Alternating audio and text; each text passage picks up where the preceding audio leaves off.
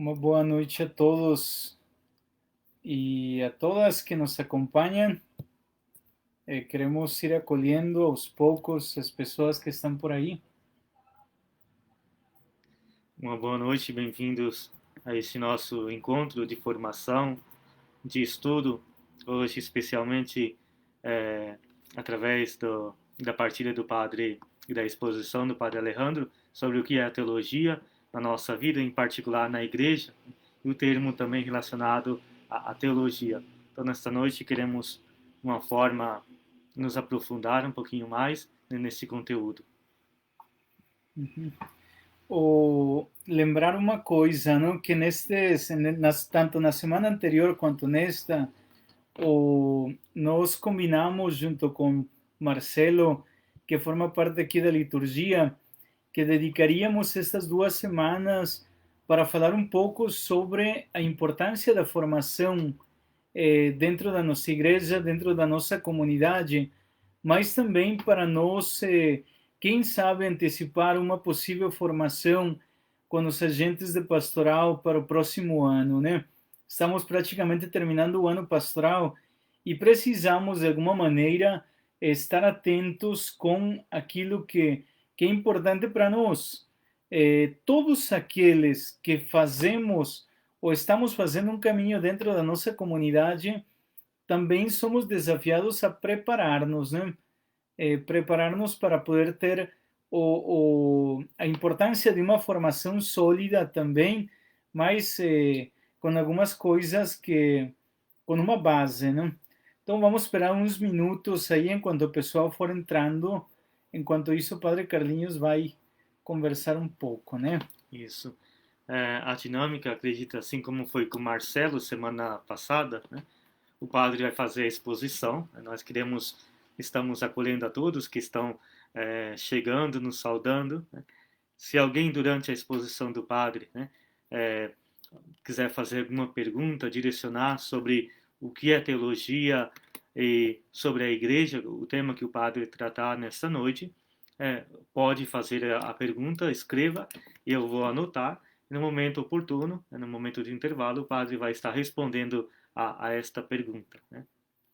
Então, antes de nós iniciarmos, como disse o Padre Carlinhos, então acolhemos a todo mundo. Se tiverem alguma pergunta, só questão de falar, de dizer alguma dúvida, Chegando, nos mas saudando. também Se alguém... a importância de saber que a dinâmica vai ser um pouquinho diferente. Depois, no final, deixamos um pouco também para interagir, mas lembrando que aquilo que para nós é importante é talvez saborear ou ter aproximação com esses conceitos. Não existe, ou melhor, nós não queremos que isso seja praticamente uma aula, não? Porque hoje já dei muitas aulas durante o dia.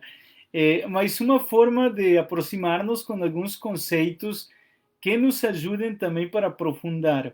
De que forma nós podemos crescer também no conhecimento, mas também de que forma nós podemos continuar estudando e preparando-nos para poder servir melhor a nossa comunidade. Sabemos que a ignorância é um pecado mortal, né? Isso, e graças a Deus nós temos a oportunidade de partilhar, né? De discutir questões que tocam a nossa vida, que tocam a nossa fé, como a teologia, né? A teologia é algo que toca a nossa fé, que diz respeito àquilo que nós acreditamos e professamos, né? Seja naquilo que nós celebramos como liturgia, como também em várias coisas, vários aspectos da nossa vida, né? A existência de Deus, a nossa relação com Ele, como que Deus se revela a cada um de nós. Então, uma forma, né, bem próxima da nossa realidade, nós, nesta noite, gostaríamos de dedicar um tempo para, para este momento, né? Isto. Então, eu convido vocês que façamos uma pequena oração pedindo a luz do Espírito Santo, mas também que seja um momento proveitoso, né? É difícil nós podermos eh, transmitir todos os conceitos, todas as coisas, mas também é possível aproximar-nos aos poucos. Cada dia que passa, nós podemos conhecer uma coisa a mais sobre a nossa fé, sobre a nossa vivência da fé e também de que forma nós podemos viver o mistério, a forma como Deus se revela em nossa vida e como nós vivemos isso numa comunidade onde nós estamos. Em nome do Pai, do Filho e do Espírito Santo. Amém. Pai nosso que estais nos céus, santificado seja o vosso nome. Venha a nós o vosso reino. Seja feita a vossa vontade, assim na terra como no céu. O pão nosso de cada dia nos dai hoje. Perdoai as nossas ofensas, assim como nós perdoamos a quem nos tem ofendido.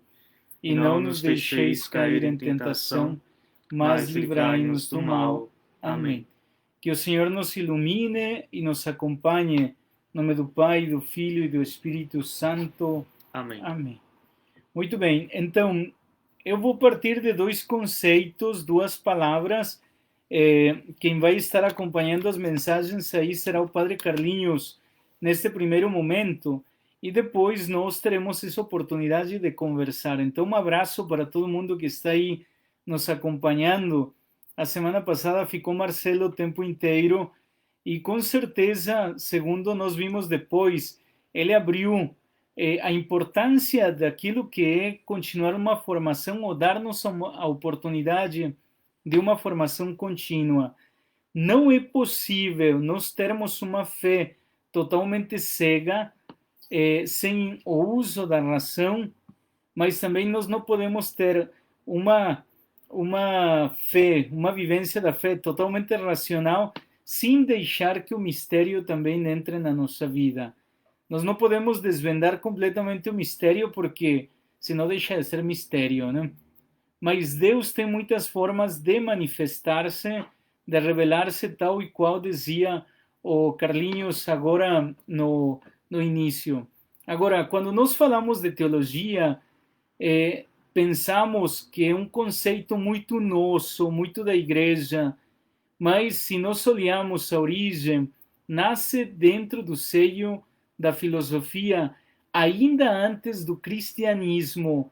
Pensemos no cristianismo, que começou a amadurecer com Santo Agostinho no século IV, mais ou menos. Portanto, faz mais de 1700 anos que começou a criar-se uma teologia, a dar uma explicação da nossa fé. Isso nós temos que entender por teologia, não?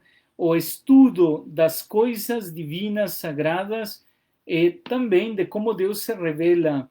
Temos várias teologias, quer dizer, várias formas de ver como se relacionam, ou de que forma nós podemos relacionar-nos com Deus na vivência também de uma comunidade. Por isso, lembrem-se que cada dia que passa, nós temos oportunidade de conhecer um pouco mais a Deus, por um lado, conhecer através da nossa razão, mas também a partir de experiências que nós temos todos os dias. Então, como nasce a teologia? A teologia nasce ainda 5 séculos antes de Cristo, como uma rama da filosofia, e nós encontramos isso em Platão. Se o Ultra estivesse por aqui, estaria emocionado, não? Como a teologia nasce no seio das obras dos gregos, tentando explicar essa relação que tem o ser humano com Deus. E isso é o grande mistério que nós temos. Para o cristianismo, para nós, vem a grande pergunta. Primeiro, como Deus se comunica conosco, como Deus nos fala, e como também, a partir de um conhecimento de Deus, nós começamos a ter uma vivência totalmente diferente. O conhecimento me compromete. Entre mais eu conheço, então mais responsável sou daquilo que estou fazendo. Eu não amo a quem não conheço. Por isso é importante, a teologia me tem que ajudar, não para perder a fé, porque tem muitas pessoas que dizem, eu não estudo porque isso me tira a fé. Não, ao contrário. Eu conheço, então, ao meu Deus, entre mais eu conheço a Deus, mais termino amando a Deus. E a teologia é uma ferramenta que me ajuda, através da razão e da fé, a conhecer mais a verdade.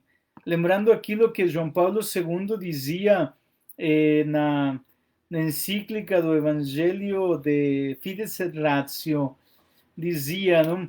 A fé e a razão são as duas asas que levam o espírito para a contemplação da verdade.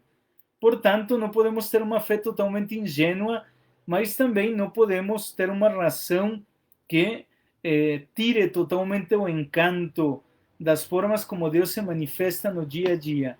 Então, nesse sentido, por isso é importante conhecermos a teologia. Escutamos, todos os seminaristas fazem teologia, todos aqueles que vão ser ordenados, sim. É fechado para um grupo de pessoas? Não. Todos nós precisamos conhecer. Então, aquilo que está em jogo quando nós falamos de teologia é esse conhecimento para amar mais a Deus, para amar mais a nossa igreja e também para agir de uma forma melhor. Então, às vezes eu termino tendo um conhecimento errado de Deus ou da minha comunidade, onde Deus se revela, porque eu não tenho estudado, né? Lembrem-se disto. Na história são 1700 anos de amadurecimento, de maturidade do conhecimento de Deus dentro da nossa igreja. Isto não quer dizer que existam outros lugares onde nós podamos, como se diz, não quer dizer que não existam outras religiões que tenham também uma teologia. Existem várias teologias, sim. Várias formas de conhecer a Deus, sim, existe. E ao mesmo tempo também existe a forma em que nós nos aproximamos desse Deus. Agora, a teologia não é que seja uma matéria só. Existem várias ramas da teologia para nós poder conhecermos, né? Dizia alguém por aí, às vezes é mais fácil não conhecer para não termos problemas, mas não é bem assim. Quer dizer, eu conheço. Pensem assim, a nossa relação com Deus é como o marido e a mulher, não? Entre mais se conhecem, mais defeitos se encontram, mas também mais se amam, não? Aí a imperfeição, os problemas, as situações, nos ajudam a entender que Deus se aproxima na nossa vida, mas também nós nos aproximamos com Ele. Então, para nós é importante entender isto, é importante saber que é preciso conhecer quando nós somos batizados, que entramos dentro da nossa igreja pelo batismo, assumimos o compromisso de uma profissão de fé, mas que também é preciso ir crescendo nessa fé dentro da nossa igreja e dentro da nossa resposta que nós temos também. Então, são coisas importantes que nós temos que considerar e existem coisas que precisamos sempre poder responder da melhor forma como Deus nos interpela. Então, a teologia, por isso, quando falamos de teologia, temos que pensar na nossa relação com Deus, no conhecimento, no estudo que nós temos para com Deus. Existe uma forma, ou existe uma teologia, quando nós falamos, que é a teologia dogmática e revelada. Que quer dizer isso? A igreja tem um conjunto de verdades. Se nós pensamos, a igreja já tem várias verdades, não, que nós adquirimos, que muitas vezes se conhece na igreja como o depósito da fé. De onde vêm essas verdades que a igreja tem? Essas verdades são ou estão nas Sagradas Escrituras e na tradição da igreja. Então, quando eu estudo teologia dogmática, vou estudar essas verdades reveladas que nós temos. O depósito da fé não são verdades inventadas ou criadas por alguém. Nós acreditamos que Deus nos revela, ou Deus se revela de tantas formas, E uma forma dele revelar-se, então, é através dessas verdades que nós temos contidas nas Sagradas Escrituras. Por exemplo, uma verdade revelada nas Sagradas Escrituras é o nascimento, a encarnação do Filho de Deus. Jesus Cristo, como verdadeiro Deus e verdadeiro homem, não é uma invenção de alguém. As Sagradas Escrituras nos revelam, através dos textos sagrados, como Deus se encarnou, como ele entrou nesta terra.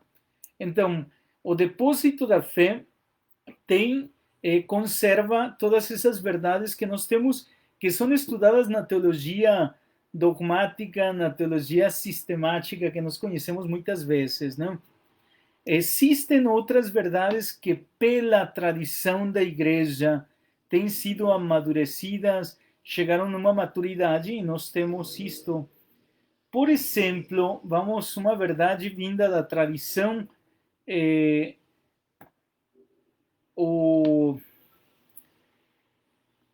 a Imaculada Conceição de Nossa Senhora. Então, a tradição, que todas elas têm uma base também nas Sagradas Escrituras, não? Vejam aí a importância também. Não é que eu não tenha, que eu não saiba, ou melhor, que esteja todo aí, que seja inventado. Não, ao contrário. Também, a partir das Sagradas Escrituras, se nós sabemos se Cristo, se o Filho de Deus se encarnou numa mulher, então essa mulher tinha que ser limpa, sem mancha. Uma verdade que a igreja amadureceu e chegou aí. Então, para nós é importante reconhecer tudo isto, porque nós temos esse conjunto de verdades que a igreja precisa tutelar também. Quando alguém não aceita uma dessas verdades, então está cometendo uma heresia. Não? Nós temos os heréticos. E quem são os heréticos? Aqueles que não aceitam uma verdade ou algumas verdades que nós temos na igreja. Então é bem importante. Antigamente eram perseguidos e tantas coisas que nós temos na história, mas nós sabemos que as verdades, portanto, estão aí, são tuteladas pela igreja, estão no depósito da fé e nós precisamos conhecê-las. Onde nós encontramos essa definição do depósito da fé? Está no Concílio Vaticano II, na Dei Verbum. É um documento que está aí escrito, a Dei Verbum número 10, se não estou errado, nos fala sobre o depósito da fé. Que é o depósito da fé? Portanto, é o conjunto de verdades que se encontra na igreja e que, de alguma maneira, também nós precisamos conhecer e aprofundar. É bem interessante quando nós estudamos, porque precisamos usar a razão, mas precisamos também ter fé. Uma fé que nasce do coração. Nos tempos de Lutero, no século XVI, existia uma briga muito grande. Até que ponto nós podemos conhecer e até que ponto nós podemos desconhecer totalmente as verdades de Deus. Nossa cabeça nunca vai conseguir abraçar ou tocar todas as verdades de fé, mas nós podemos aproximar-nos ao conhecimento de Deus. Isso é bem importante para nós, para ver a forma como nós entendemos essas coisas. Então, teologia dogmática, quando nós falamos disso, então estamos falando. Existem dogmas, o dogma da encarnação, verdadeiro Deus, verdadeiro Cristo, o Filho de Deus, a encarnação, é um dogma de fé que nós aceitamos e professamos. A origem da igreja, temos todos os dogmas marianos, o dogma da Santíssima Trindade, muitas verdades que existem na igreja e que nós professamos. Então, tudo isto nos leva a entender e conhecer as nossas verdades. Eu sei que talvez estou correndo, mas são muitos conceitos que nós precisamos conhecer. Daqui a pouco vou dar um respiro, né? Só vou falar 3 áreas da teologia. A segunda que nós podemos considerar é a teologia moral. A teologia moral vai mais, ou vai se enfocar nos usos e costumes. Toda a comunidade igreja tem uma série de costumes também, e que muitas vezes existem, ou como dizer, uma série de costumes que tem a ver com a relação, em relação com os outros. E nós temos dois conceitos, que é o bem e o mal. O bem e o mal, que também são tratados na área da moral, e que nós vemos que a igreja se preocupa e tutela muito também. Então, nós temos coisas que são morais, que estão dentro da nossa costume, dos nossos hábitos, e coisas que são imorais, que são totalmente contrárias àquilo estabelecido. Vamos colocar um exemplo de uma coisa moral. O matrimônio, visto desde uma ótica moral. Então, nós temos o casamento entre um homem e uma mulher. A igreja reconhece isso, aceita isso e tutela isso. Então, não vai aceitar nunca um matrimônio do mesmo sexo, porque seria contra a natura e também contra aquilo que seria o direito natural. A moral vai tratar esse tipo de atitudes e de coisas. Vamos imaginar outra coisa, o fato de... Vamos dar outro exemplo da teologia moral. A questão do aborto também. A questão do aborto toca também um tema da teologia moral. Vai justificar o porquê a igreja defende a vida e tutela a vida a partir de uma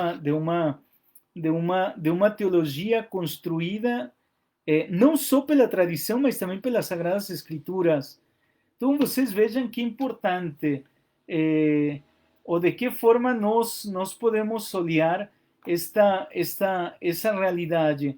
A teologia moral, então, vai nos olhar, ou vai nos colocar dentro dessa posição. A teologia moral também parte, evolui de acordo ao tempo, mas tem coisas que nunca vão mudar dentro da igreja. Então, nós temos que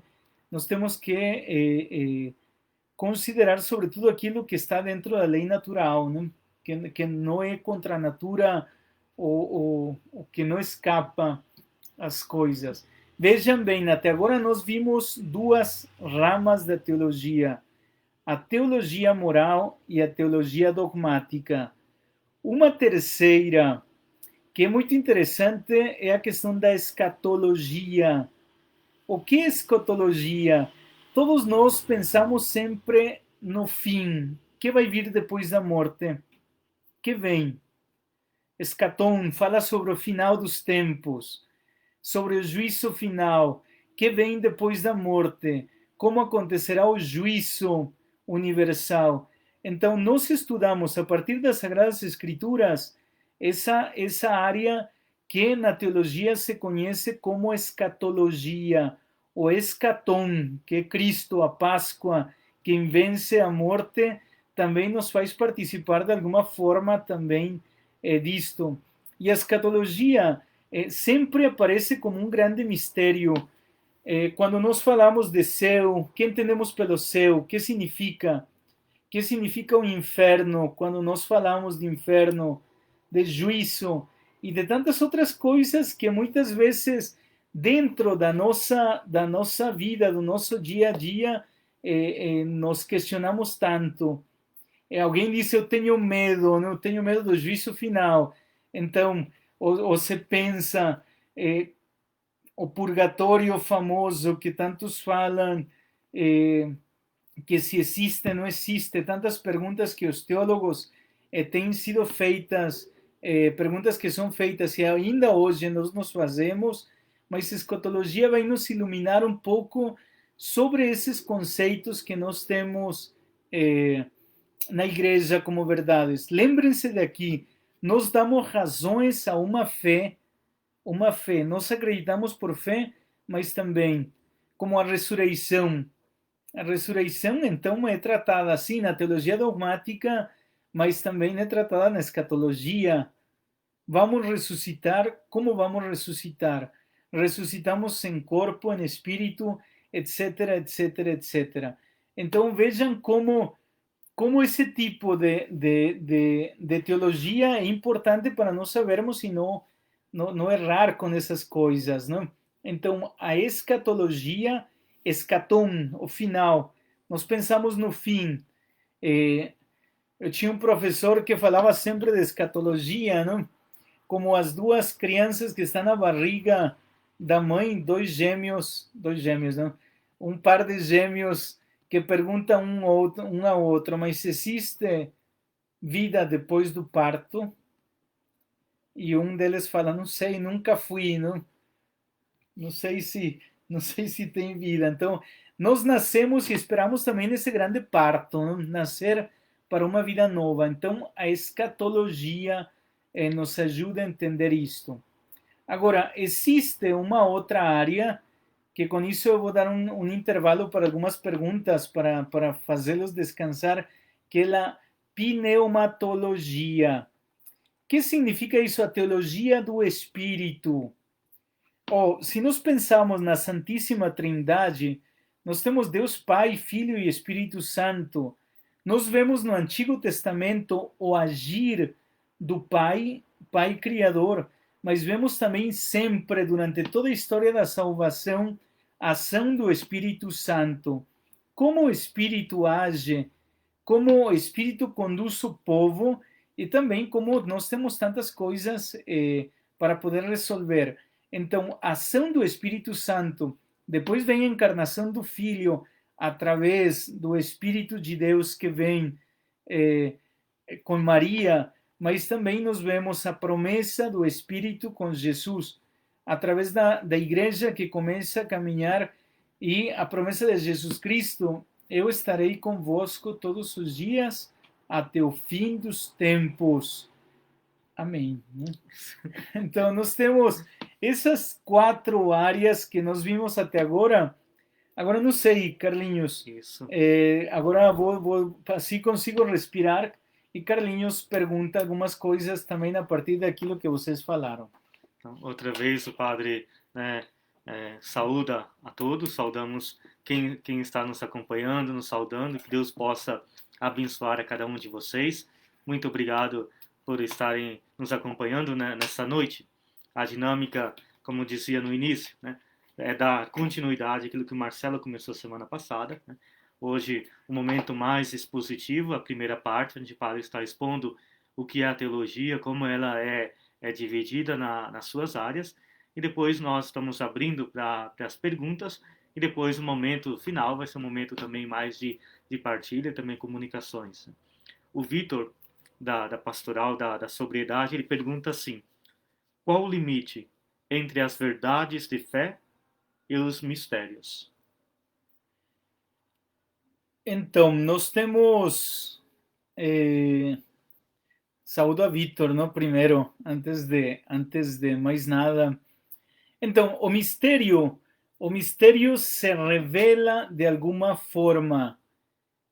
O mistério, nós nos aproximamos dele, mas nunca vamos conseguir a totalidade. Então, o mistério é muito mais amplo. As verdades de fé estão contidas em uma formulação, tem 2 tipos de linguagem quando nós falamos de verdades de fé. Estou usando, olha, não, isso que estou falando não é invenção minha, é de um texto chamado O Dogma que Liberta, de Juan Luis II, que ele trata sobre esse tema, sobre as verdades de fé.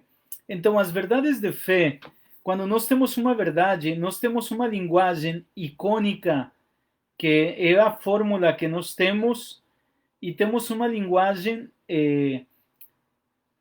icônica, simbólica, que vai além. Portanto, uma verdade de fé exprime uma realidade que está no mistério, que vai além. Então, existe uma estreita relação, mas a verdade de fé que nós temos assim contida é muito mais é, como dizer, muito mais compacta, não? Isto é a linguagem digital que chama Juan Luís II nesse sentido. Então, a verdade de fé, nós temos, já nos dá sintetizado, já foi feito, vamos imaginar, uma verdade de fé. Maria é assunta ao céu, uma verdade de fé. Cristo é filho de Deus, verdadeiro Deus, verdadeiro homem. São verdades de fé que não exprimem totalmente, ou estão contidas, mas não conseguem abraçar. Existe uma linguagem que vai além, a linguagem icônica, não? Como quando você olha uma pintura, vamos imaginar, a pintura está aí, mas me fala alguma coisa. Eu posso falar qualquer coisa sobre isso, mas nunca vou conseguir dizer a totalidade daquilo que está no símbolo. Eu não sei se fui muito confuso ou se não respondi aquilo que perguntou, mas são essas coisas que é, não conseguimos entender totalmente, mas conseguimos aproximar-nos. Talvez por isso seja importante a questão de ficar de joelhos diante disso, né?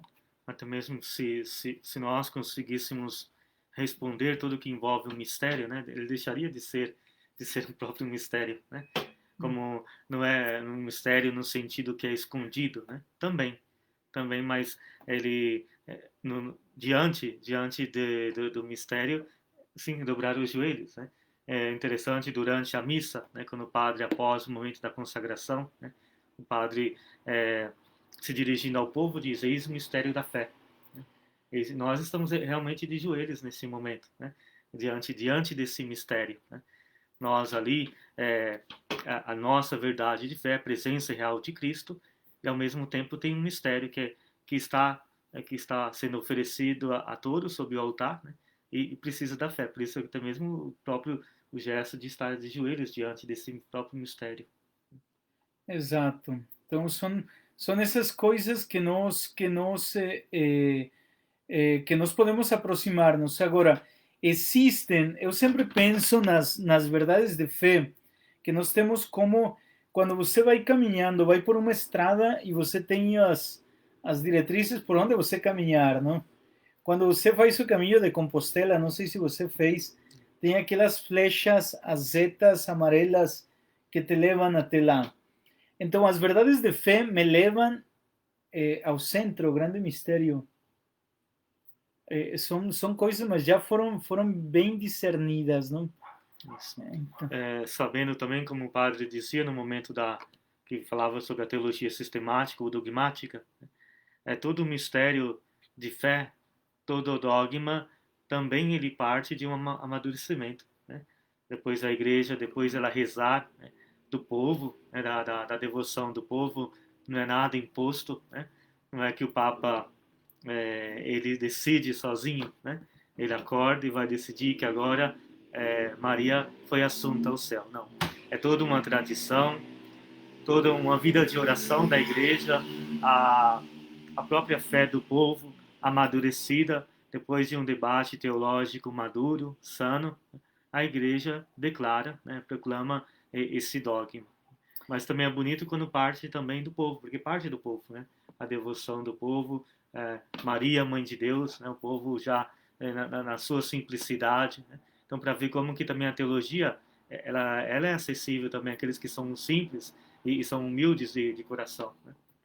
sim, nós temos na história dos dogmas, quem estuda essas coisas, sabe, por exemplo, que a infalibilidade papal que tem o Santo Padre, o único exemplo que nós temos ou melhor, não o único exemplo, um dos exemplos que nós temos eh, na, na, sobre como o povo infalível é com a assunção de Nossa Senhora. Por quê? Porque se nós vemos, já nos primeiros séculos se falava da dormição de Nossa Senhora. E eu sempre coloco como exemplo, não? A capital do Paraguai, Assunção, é do século XVI, 1500. E o dogma foi feito em 1950. 50. Então, nós temos aí, e foi por um pedido da Igreja Universal para que o Papa pudesse proclamar o dogma. Então, são coisas. Aqui estamos falando de dogmas como sinônimo de verdade de fé. Então, nesse sentido. Agora, o mistério é uma coisa que vai além de qualquer coisa. Vocês vejam que a nossa igreja é belíssima na forma como nos deixa entrar e conhecer o grande mistério, né? Isso. Se alguém, né, nesse momento tem mais outra pergunta, além do Vitor, pode ali colocar e nós vamos estar passando para o padre. Isto. Então, eu só gostaria de dizer uma outra coisa antes de depois encerrar este momento, porque também eu não vou cansá-los e talvez fui muito rápido, mas nós queremos entender de que forma nós podemos crescer também no conhecimento. Lembrem-se que nós somos obrigados a conhecer, a aprofundar a nossa fé, a amadurecer. E aquela base que nós temos como ponto de partida são as Sagradas Escrituras. Entre mais nós nos aproximamos das Sagradas Escrituras, então mais vamos conhecer ou vamos poder entrar dentro dos mistérios de fé que nós temos em nossa vida. Isso. Chegaram mais duas perguntas, uma do Josival, né? Boa noite, Josival. Ele coloca assim, depois de nos saudar nós, padres e a comunidade, Josival diz: entendo que quando buscamos demais as respostas teológicas dos mistérios, corramos o risco de enfraquecer nossa fé. Vocês não acham que devemos agir mais pela fé e menos pela razão? Então, nós temos aí, é preciso um equilíbrio. Um equilíbrio. Se nós, eu gosto muito dessa frase que eu citei de João Paulo II, né? A fé e a razão são as duas asas que levam o espírito para a contemplação da verdade. Agora, nós não podemos ter uma experiência totalmente racional porque perdemos o rumo. É preciso também ficar de joelhos para poder contemplar.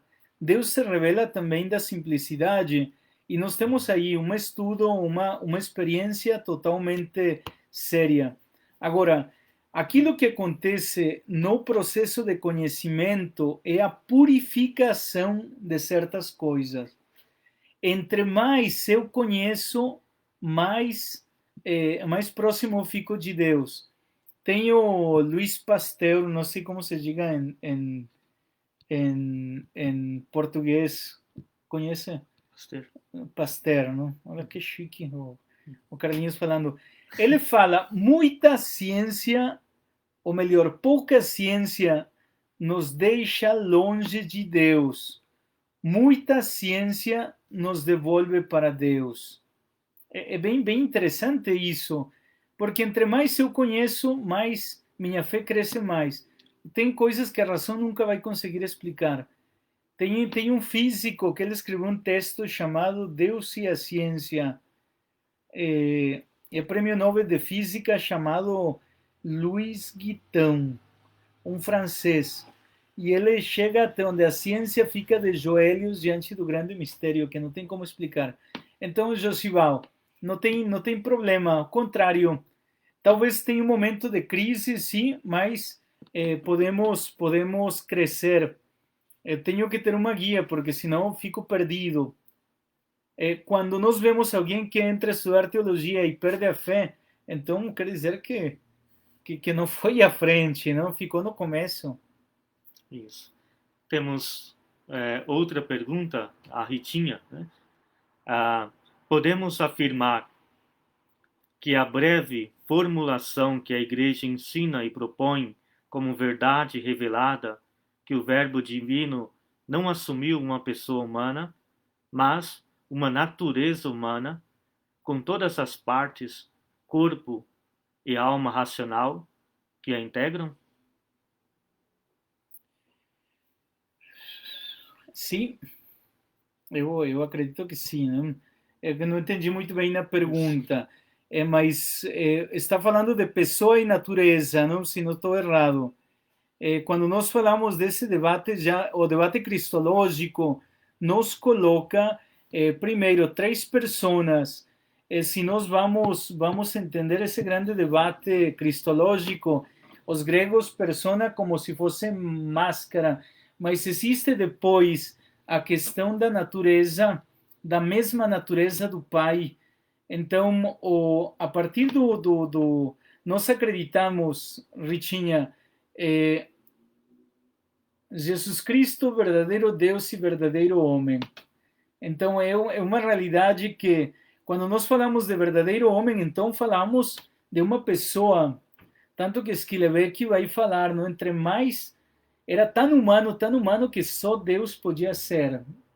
Então, aquilo que nos confirma a divindade dele é a humanidade ao extremo. Agora, não sei se eu estou, se também estou, mas é um debate cristológico muito interessante que até criou um cisma na igreja quando se falou de natureza, não?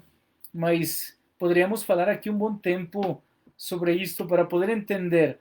A única coisa que é importante aqui, que eu acho importante reconhecer, é que Jesus Cristo era verdadeiro Deus e verdadeiro homem.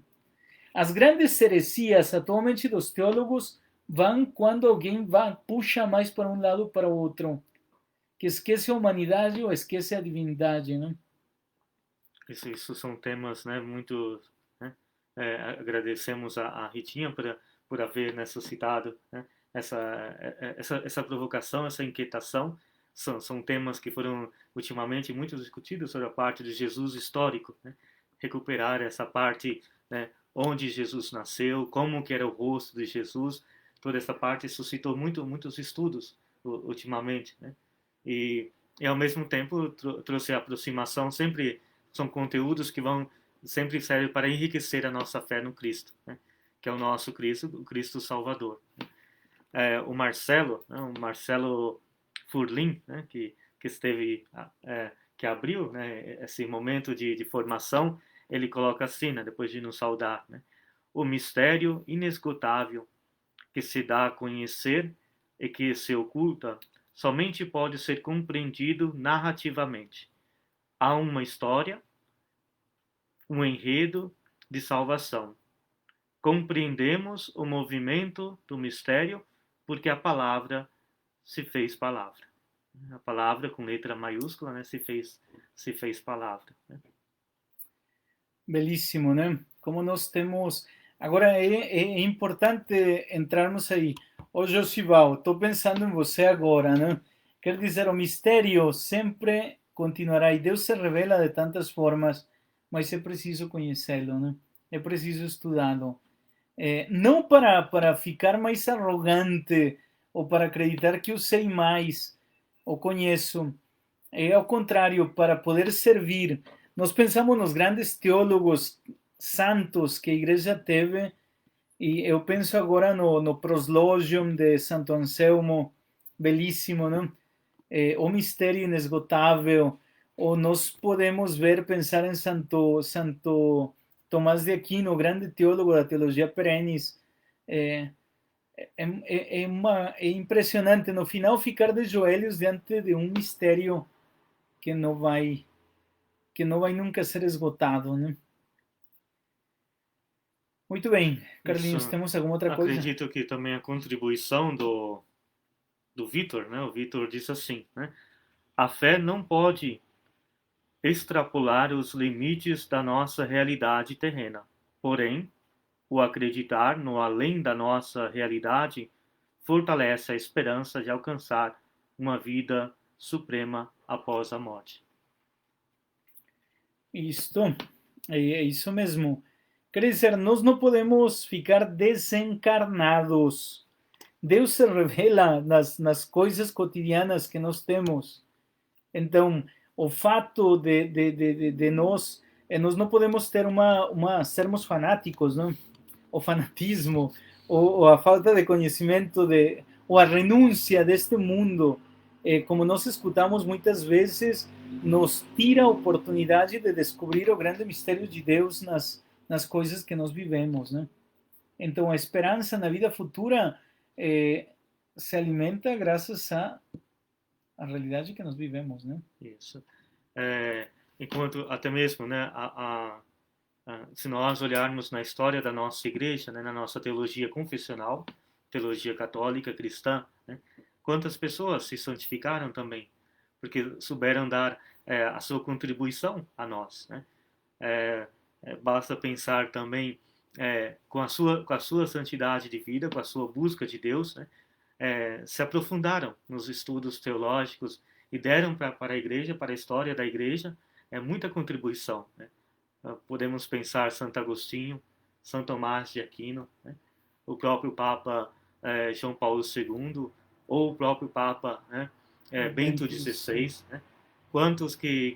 Quanta contribuição que essas pessoas, através do seu estudo, da sua capacidade, deram à igreja, né? Quanta riqueza, né, ofereceram à nossa igreja, né?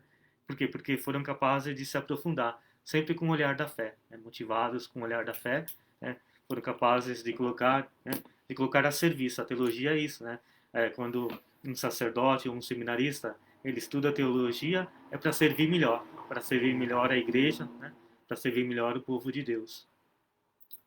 Isto. Então, lembrem-se que é serviço. Entre mais conheço, mais qualidade tem que ter o meu serviço, mais compromisso. Eu não posso ou esquecer de conhecer ou de estudar.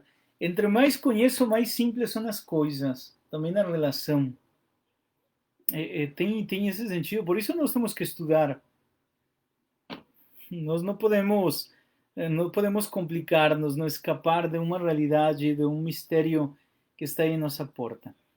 Muito bem, Carlinhos, eu sei que você tem que ir, que o Carlinhos tem outra live agora com uma outra turma, mas eu vou continuar. Então, eu agradeço este momento de partilha de cada um de vocês diante dos nossos temas, e é importante considerarmos como nós temos que, como nós podemos continuar crescendo nossa fé. Então, aproveito para saudar também Olivia Cifuentes, ¿no? Saludos, hermana. Também temos a Víctor Córdoba González. Víctor, o padre Víctor, que está lá en Estados Unidos, nos saúda.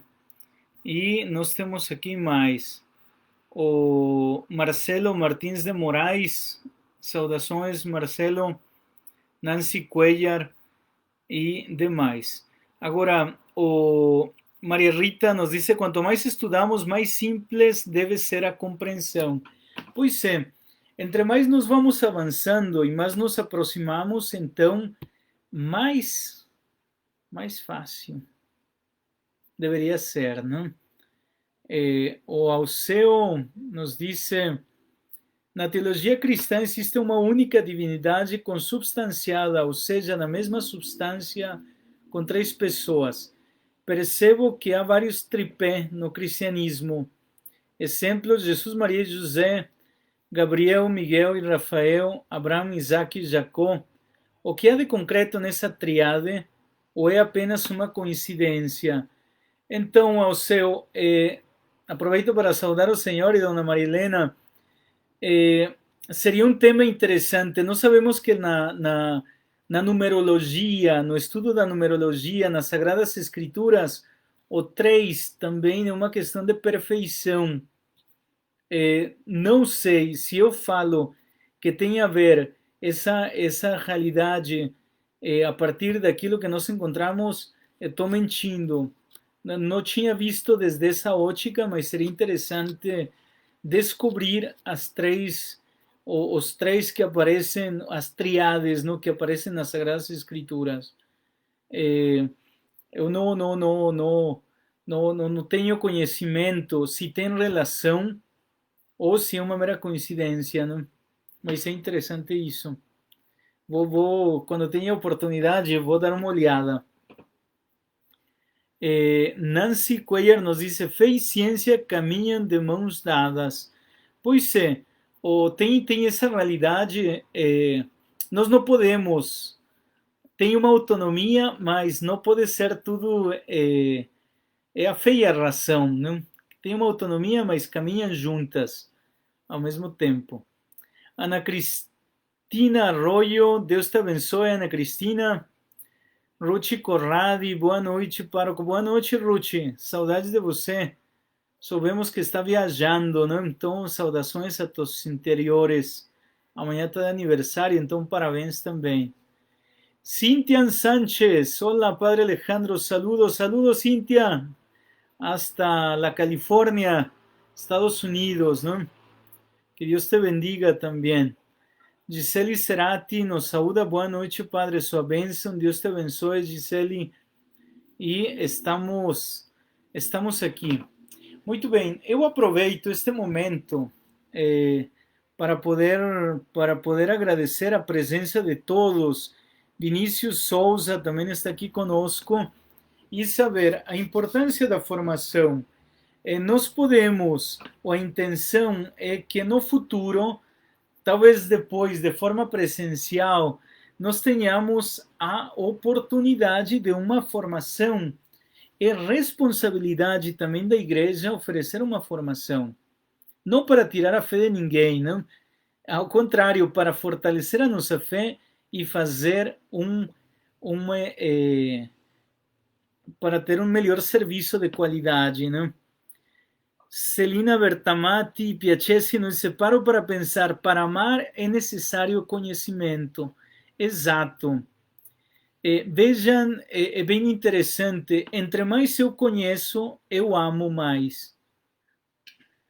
Entre menos conheço, posso ter uma ilusão, posso ter uma ideia vaga, mas eu penso sempre nos namorados, não? Por mais que se conheça, não conhecem. E o amor é muitas vezes meio ingênuo, uma paixão até. E o tempo vai ajudando a purificar essa paixão e a ficar verdadeiro amor. De tal forma que, entre mais eu conheço, mais amo. Com todas as imperfeições, com todos os erros, nós temos essa realidade, não? Zélia Morrinho, Deus te abençoe, Zélia. Saudações a Ribeirão. Imagina, Ruth, volta logo, temos que celebrar. Ana Lúcia Ferreira Lima, boa noite, saudades de todos, também da senhora, continua em Minas, quando vai voltar? Temos a Delia Guadalupe Ramos Ávila, buenas noches, Delia, saludos hasta el Salto. Temos a Seoyá, Deus te abençoe, Seoyá. E temos a Joana Sánchez. Boa noite, Joana. Saudações aos teus pais, Augusto e a toda a família, não? Carla Martins de Souza. Boa noite. Boa noite, Carla. Deus te abençoe. E a Tati também nos saúda. Boa noite, Tati, que Deus te abençoe. Então, vamos continuar firmes. Não vamos ter medo ao ao conhecimento, ao contrário, nós temos que ser, entre mais conhecemos, mais humildes temos que ser. Nós não podemos alimentar o nosso conhecimento ou revestir a nossa ignorância com arrogância. É feio isso, não? Alguém que acha que sabe muito e humilha os outros, alguma coisa, é muito feio isso, né? Ao contrário, tenho que agradecer a Deus pelo conhecimento, mas também continuar firmes. Carla Lago Velardo, buenas noches, Deus te bendiga, e aproveito para dizer, nós estamos amanhã, dia 30 de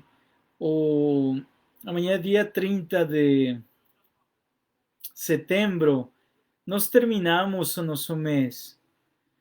Boa noite, dona Lourdes. Hoje estava muito chique na missa, hein? Isto, Marcelo. Vamos amar e servir. amanhã 30, nós encerramos o mês de setembro celebrando a São Jerônimo. Às 15 horas teremos a nossa missa e logo depois teremos a leitura em voz alta das Sagradas Escrituras. Sabemos que é um horário onde muitos trabalham, mas se alguém tiver oportunidade e estiver em sintonia e em comunhão, peguem a sua Bíblia e vamos ler juntos o livro que nos propõe. Vamos fazer esse propósito de poder lermos juntos a palavra. Logo começamos o mês de outubro, o mês das missões. Temos o primeiro, muitas festas. 1º de outubro, nós temos, como se chama, a festa de Santa Teresinha do Menino Jesus. O dia 2, temos o dos Santos Anjos. O dia 3, já esqueci agora. O dia 4, São Francisco. E depois vamos ter o dia 12, no que vem Nossa Senhora Aparecida. Então vamos caminhando para poder fazer as coisas bem, né? Então, estão convidados para amanhã estarmos em sintonia com a leitura. E o domingo nós temos, além de todas as coisas, temos missa em espanhol a meio-dia, às 12. Se alguém quiser participar, está convidado. Primeiro domingo do mês, a meio-dia, nós temos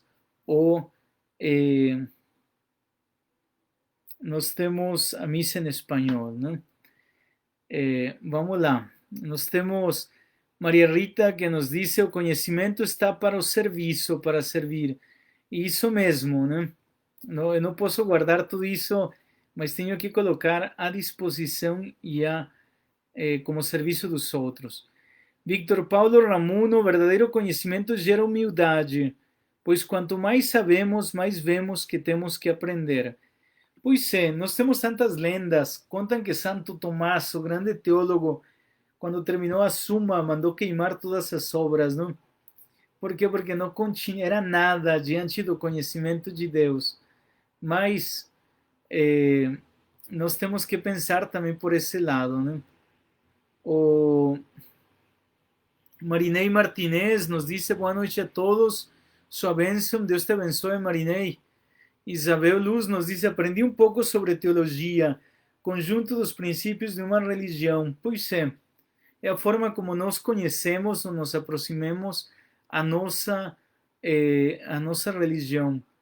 O Vinícius Souza: amai o próximo como a ti mesmo. De fato, o amor, não? O amor, aquilo que sintetiza todas as nossas verdades. Se não existe amor, então nós não conseguimos fazer nada. A Tati nos disse: dia 5, Santa Faustina, é segunda-feira. Pois é, olha, eu tinha esquecido Santa Faustina, mas nós sabemos que Papa João Paulo II a canonizou e graças também a Santa Faustina, que foi uma grande, a partir da forma como nos revela Cristo Misericórdia, né? A Divina Misericórdia. Victor Paulo Ramuno disse: o curso de Teologia Popular vai voltar, aprendi muito neste curso.